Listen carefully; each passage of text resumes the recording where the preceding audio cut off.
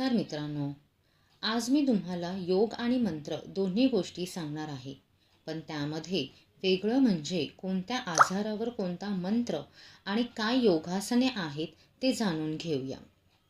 आजच्या आपल्या रोजच्या जीवनात आपण इतके कामात व्यस्त असतो की स्वतःकडे लक्ष देता येत नाही.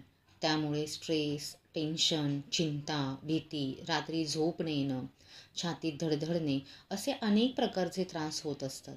आणि मग ते त्रास BP, डायबिटीज आणि बरेच मोठे आजार होऊ शकतात. पण आपण त्या छोट्या छोट्या गोष्टींना महत्त्व देत नाही, त्याच्याकडे दुर्लक्ष करतो. अशाच प्रकारच्या छोट्या आजारावर म्हणजेच स्ट्रेस, टेन्शन, भीती, चिंता, दुःस्वप्न या सर्व आजारावर एक प्रभावी मंत्र आहे, ज्यामुळे तुम्हाला चांगले अनुभव येतील. या मंत्रासोबत एक स्तोत्र रोज बोलायचे आहे. जर बोलता येत नसेल तर मनापासून ऐकावे. गणपती अथर्व शीर्ष स्तोत्र रोज ऐकावे. गणपती हे आपले आराध्य दैवत आहेत, विघ्नहर्ता आहेत, बुद्धीचे देवता आहेत आणि म्हणूनच आपल्या दिवसाची सुरुवात गणपतीच्या नामस्मरणाने करावी. आणि त्याला अनुसरून असा मंत्र आहे, ओम गण गणपते नमः.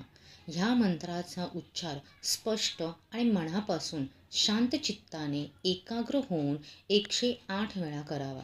ह्या मंत्राचा अर्थ असा आहे की ओम म्हणजे परब्रह्म, गण म्हणजे गणपती नावाचा बीज मंत्र, ऊर्जा जो त्यांचे शक्तीचे प्रतिनिधित्व करतो, आणि गणपतये नमः म्हणजे गणाचे स्वामी आहेत, त्यांना मी नमस्कार करतो.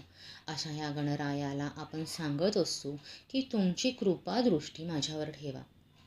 आता आपण योगासने पाहूया कोणती आहेत ती. जर का तुम्हाला एन्झायटी असेल, भीती, चिंता, दुःस्वप्न असतील तर तुम्ही बालासन, पश्चिमोत्तासन, सेतुबंधासन, वृक्षासन, स्थित प्रार्थनासन, शवासन ही काही योगासनं काम करतील. आणि जर दातदुखी असेल तर सिंहासन, सूक्ष्मयोग करावे, शीतकरी प्राणायाम करावे. पण हे करत असताना कोणत्याही प्रोफेशनल योग टीचर समोर करावेत.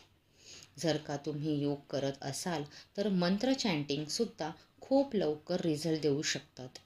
व्हिडिओ जर आवडला असेल तर व्हिडिओला लाईक, शेअर आणि सबस्क्राईब करायला विसरू नका.